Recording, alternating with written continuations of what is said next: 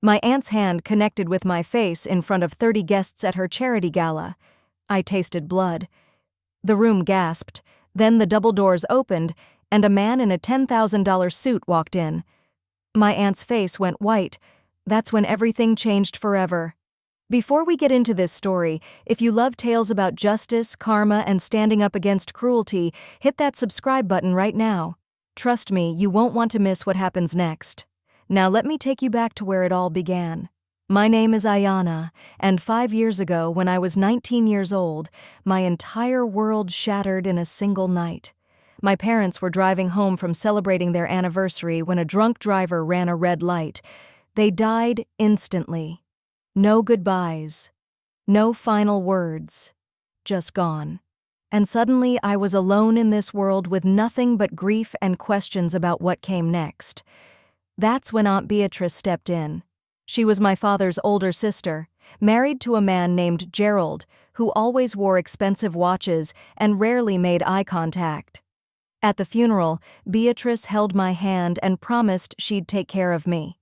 She said family sticks together. She said my parents would want me safe under her roof. What she didn't say was that she'd already started the paperwork to take control of everything my parents had built. See, my parents owned a chain of restaurants, 4 locations across the city, each one successful and profitable. They'd worked their whole lives building that business from nothing. The plan was always that I'd inherit everything when I turned 25, old enough to manage it responsibly. Until then, Beatrice was supposed to be the temporary guardian of the estate. Temporary. That word matters. But Beatrice had other plans. Within weeks of moving into her massive house in the suburbs, I realized the truth. I wasn't family. I was free labor. The first morning, she woke me up at 5:30 and handed me a list of chores. Cook breakfast, clean the kitchen, do the laundry, scrub the bathrooms. When I tried to talk about going back to college, she laughed in my face and said I needed to earn my keep first. Her daughter Monique was 22, 2 years older than me, and she treated me like I was dirt on her designer shoes. She'd leave her clothes all over the floor and scream at me if they weren't washed and folded by evening. She wore my mother's jewelry, pieces I'd begged Beatrice to let me keep for sentimental reasons. When I asked for them back, Monique said they looked better on her anyway. Beatrice just smiled and told me not to be selfish. The worst part wasn't even the work. It was the constant humiliation. At family gatherings, Beatrice would introduce me as her project, the poor orphan niece she'd so generously taken in. She'd make jokes about how clumsy I was, how I'd probably never amount to anything without her guidance. People would laugh awkwardly, not knowing what else to do. Gerald would sit there silent, sipping his whiskey, pretending not to notice. I slept in what used to be a storage room. A twin mattress on the floor, a single lamp, and a tiny window that barely let in light. Meanwhile, Monique had the master suite with a walk-in closet bigger than my entire space. At night, I'd lie there thinking about my parents, about the life I was supposed to have, and I'd count down the days until I turned 25. 6 more months. Just 6 more months and I could claim my inheritance and get out. To save money for that escape, I took a night shift at a diner downtown. I'd work at Beatrice's house all day, then head to the diner from 10 at night until 6 in the morning, then come back and start the cycle again. I was exhausted constantly, running on coffee and the desperate hope that freedom was coming. Then Beatrice announced her annual charity gala. The irony wasn't lost on me. This woman who tortured me daily was hosting an event to raise money for underprivileged youth. She invited politicians, business owners, socialites, anyone who could boost her image as a caring philanthropist, and she decided I would work the event as a server. When I tried to refuse, she got close to my face and said if I embarrassed her, she'd make sure I never saw a penny of my inheritance. She had lawyers, she reminded me. She had influence. Who would believe the sad orphan girl over a respected community leader? So I agreed, because I was scared, and because I only had to survive 6 more months. The night of the gala, their house was transformed into something out of a magazine. Crystal chandeliers, white roses everywhere, servers in crisp uniforms carrying trays of champagne. Beatrice wore a gold gown that probably cost more than most people's monthly rent. Monique looked like she was ready for a red carpet, dripping in diamonds, some of which I recognized as my mother's. And me? I wore a plain black server uniform and was told to keep my head down and my mouth shut. The guests arrived in luxury cars. I recognized some faces from television, local celebrities and politicians who praised Beatrice for her generous heart. If only they knew that the woman they were celebrating had forced her niece to sleep on a mattress on the floor. If only they knew where the money for this extravagant party really came from. I moved through the crowd with a tray of champagne glasses, invisible to everyone there. That's how Beatrice wanted it. I was meant to blend into the background, just another hired hand, but Monique had different ideas.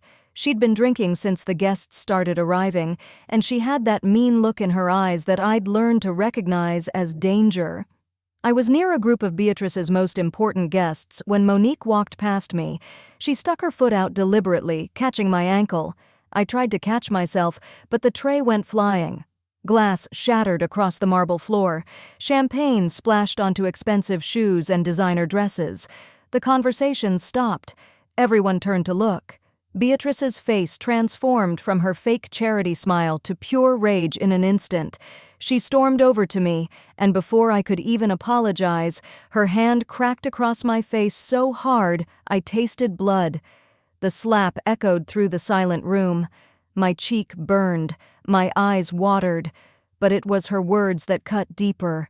She called me worthless. She called me an ungrateful burden who couldn't do the simplest task without ruining everything. She said my parents would be ashamed of what I'd become. She said all of this in front of 30 witnesses, people who just stood there with their champagne glasses, uncomfortable but silent.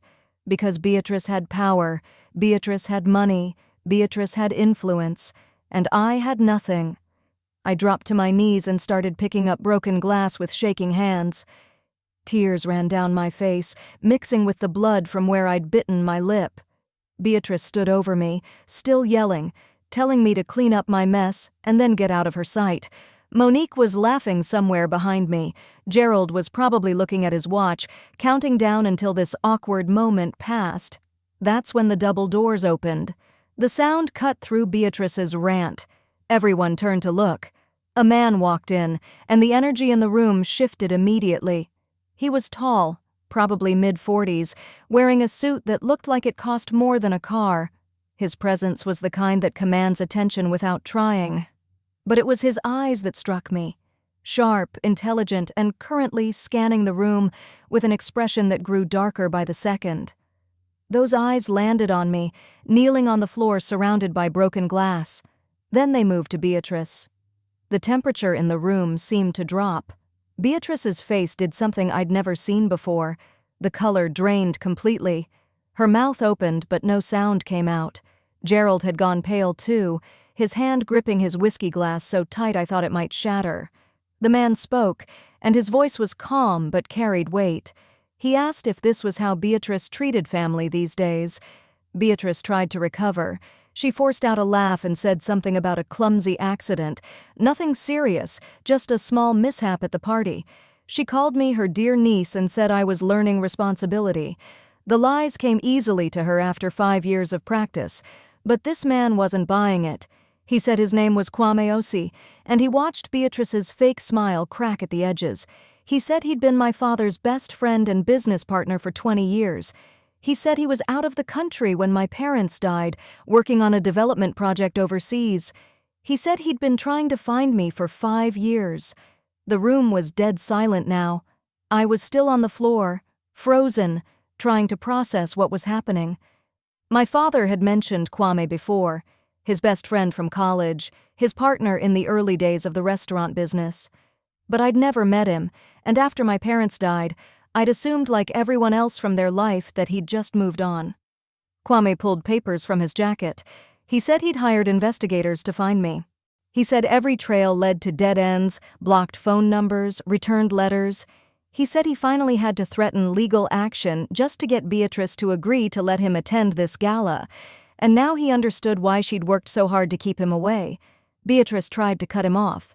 She said he was causing a scene, that he didn't understand the situation, that she'd been nothing but good to me.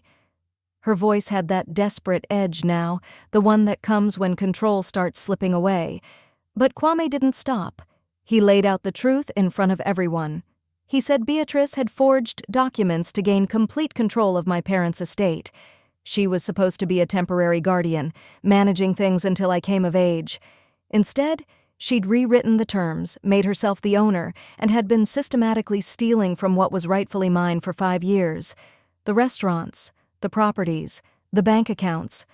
All of it was supposed to be mine. The total value was over $8 million. And Beatrice had taken every penny, using it to fund her lifestyle, her house, Monique's designer wardrobe, and these elaborate charity galas that made her look like a saint. Gerald had been in on it too. He'd helped forge the documents, helped hide the money trail. They'd worked together to erase my future while pretending to care for me. I felt like I couldn't breathe. $8 million. My parents had built all of that, intended all of that for me, and Beatrice had stolen it while treating me like a servant in my own family legacy. Beatrice's face had gone from white to red. She started denying everything, her voice getting higher and more frantic. She said Kwame was lying, that he was just trying to cause trouble, that she had every right to manage the estate as she saw fit. She said I was unstable, that I needed her guidance, that she'd protected me from making terrible decisions. But Kwame had evidence, bank statements, legal documents, emails between Beatrice and Gerald discussing how to hide assets, testimony from the lawyer who'd raised concerns about the forgery but was paid off to stay quiet. He'd been building this case for months, and now he was laying it out in front of a room full of witnesses. One of the guests, a woman named Thandiwe, who owned a chain of boutiques, spoke up. She said she'd been at a family dinner at Beatrice's house 2 years ago. She'd seen how Beatrice treated me, how she'd made me eat in the kitchen after serving everyone else. She said she'd felt uncomfortable then, but didn't know it was this bad. She said she was ashamed she hadn't spoken up sooner. Other guests started murmuring. Some pulled out their phones. I could see the realization spreading through the room. They'd all been part of Beatrice's performance. They'd come to her galas, praised her generosity, never looking close enough to see the truth. Monique tried to defend her mother, screaming that everyone was lying, that I was the problem, that I was just jealous of their success. But her voice was shaking. She knew the life she'd been living was built on stolen money. Gerald tried to leave. He actually started walking toward the door like he could just escape. But Kwame's security team was there, 2 large men who blocked his path without saying a word. Then Kwame did something I'll never forget. He walked over to where I was still kneeling on the floor. He offered me his hand and helped me stand up. He looked at me with kindness I hadn't seen in 5 years and asked what I wanted to do. For the first time since my parents died, someone was asking me what I wanted, not telling me, not forcing me, asking. I looked at Beatrice. All those years of cruelty, all those nights crying myself to sleep, all those moments where she'd made me feel worthless and alone. This woman had taken everything from me, my inheritance, my dignity, my sense of safety. She'd done it all while pretending to be my savior. I found my voice. It came out stronger than I expected. I told Beatrice that she'd spent 5 years trying to break me, trying to make me believe I was nothing without her. I told her about the storage room, the endless chores, the public humiliation. I told her about wearing my mother's server uniform while Monique wore my mother's jewelry. I told her that this wasn't just about money. It was about how she'd betrayed our family and destroyed the trust my father had placed in his own sister. Then I said I wanted to press charges for fraud, for embezzlement, for theft, for every crime she and Gerald had committed against me and my parents' memory. Beatrice's legs seemed to give out. She grabbed onto a chair for support. Gerald was shouting now, saying we couldn't prove anything, that they had lawyers, that this was all a misunderstanding. But Kwame had already called the police. They'd been waiting outside for his signal. 2 officers walked in, and the party that was supposed to celebrate Beatrice's generosity ended with her and Gerald in handcuffs. The guests were recording on their phones. By morning, it would be all over social media, the beloved philanthropist exposed as a fraud and abuser. Beatrice's carefully constructed reputation crumbled in real time. Monique collapsed onto a couch, crying, her perfect makeup running down her face. Everything she'd known was falling apart, and for the first time she'd have to face reality without her mother's stolen money to cushion the blow. The legal process took months, court dates, testimonies, evidence presentations, but the outcome was never really in doubt. Beatrice and Gerald were convicted on multiple counts. They both got prison sentences. Everything they'd taken was returned to me, plus damages for the years of suffering. Monique had to sell the mansion, get a real job, live like a normal person. I heard she worked retail for a while, struggling with the reality that she wasn't special, wasn't better than anyone else, just a girl who'd built her identity on money that was never hers. Kwame became more than just my father's old friend. He became my mentor, teaching me how to run a business, how to honor my parents' legacy while making it my own. He never tried to replace my father, but he gave me the guidance I desperately needed. I took control of the restaurants. It was overwhelming at first, but I had good managers who'd stayed loyal to my parents' vision even under Beatrice's mismanagement. Together, we transformed those 4 locations into 6, then 8. I updated the menus, improved working conditions, made sure every employee felt valued. Everything Beatrice had taken for granted, I cherished. I also started a real charity, not the fake performance Beatrice had put on. I created a foundation for young people who'd lost their parents, helping them with education costs, housing, and mentorship. I made sure no one else would have to sleep on a mattress on the floor, counting down days until freedom, wondering if they'd survive long enough to see it. 3 years later, I'm 27 years old. I run a multi-million-dollar business. I own a home that's truly mine. I sleep in a real bedroom with windows that let in morning light. I have people around me who care about me genuinely, not because of what they can take. Sometimes I think about Beatrice in prison, about how her cruelty finally caught up with her. I don't feel happy about her suffering. I'm not like her. But I do feel something like peace, knowing that justice happened, that the truth came out, that I survived. The storage room where I used to sleep is now my home office. I kept the house after everything was settled, renovated it completely. That tiny space where I felt so small and helpless is now where I make decisions that affect hundreds of employees and thousands of customers. It's my reminder of how far I've come and why I'll never let anyone make me feel powerless again. So that's my story. From sleeping in a storage room to running a multi-million-dollar empire. If this story touched you, if you believe in justice and karma, smash that like button. Subscribe because I share stories like this every week. Real talk about overcoming, surviving, and thriving. Drop a comment telling me, have you ever dealt with a cruel family member? How did you handle it? Share this video with someone who needs to hear that their situation can change. Remember, your current chapter isn't your final story. I'm Ayana, and I'll see you in the next one.